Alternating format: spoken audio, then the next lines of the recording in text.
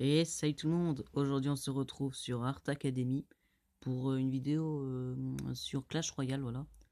Donc j'ai inventé une nouvelle carte, donc ça serait le roi tout simplement que vous voyez à l'écran.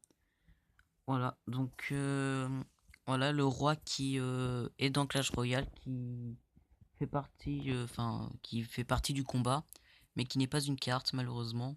Du coup pourquoi pas en faire une carte justement. Donc ça serait une légendaire pour le coup, voilà. Donc, au passage, c'est moi qui ai dessiné le roi, voilà. Donc j'ai pris le roi sur internet tout simplement, puis je l'ai dessiné. Ça va, je suis assez content du résultat au final. Voilà. Donc voilà, le roi légendaire. Je vais vous lire la description. Le roi quitte sa tour d'arène et se joint au combat. Il se crée une tour d'où il pourra bombarder les troupes adverses. Voilà, donc en fait, le roi il va quitter sa tour centrale, du coup elle pourra plus défendre, elle tirera plus. Et il va se créer une tour, là il pourra attaquer. Et voilà. C'est une genre de quatrième tour, mais sans pas, il n'y a pas la couronne, voilà. Du coup, et aussi petite particularité, le miroir ne pourra pas être utilisé sur lui s'il est, enfin il pourra, non il pourra même pas être utilisé s'il est toujours sur le terrain. Donc en fait, il peut être utilisé qu'une fois sur le terrain.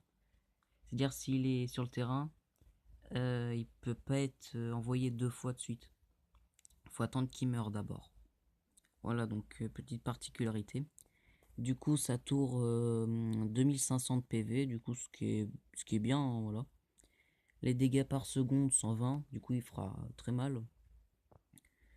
Cible, air et sol, voilà, donc comme la tour centrale. Portée 7, comme la tour centrale aussi. Temps de déploiement 3 secondes, du coup ça sera un petit peu long, mais pas plus long que l'Arkix au final, voilà. Et durée de vie 1 minute 30, ce qui est assez long. Voilà, mais c'est bien quand même. Du coup, ça serait une carte qui, qui vaudrait 5 d'élixir, ce qui me paraît bien au final.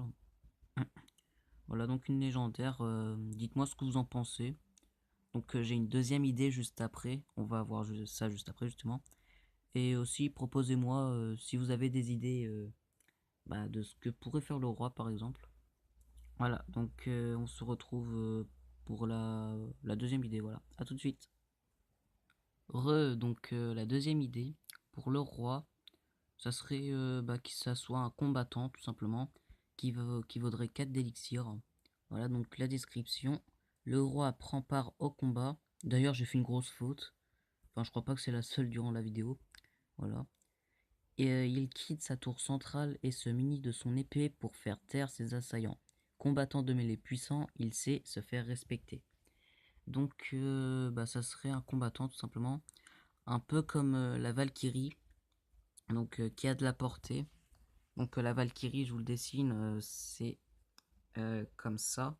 Enfin, elle attaque comme ça en rond. Et le roi ferait comme ça, on va dire.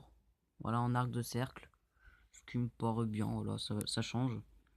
Du coup, pareil, il peut pas utiliser le miroir, parce qu'il n'y a qu'un roi. Voilà. Et l'adversaire aussi. Donc PV 1500. Du coup, assez résistant quand même.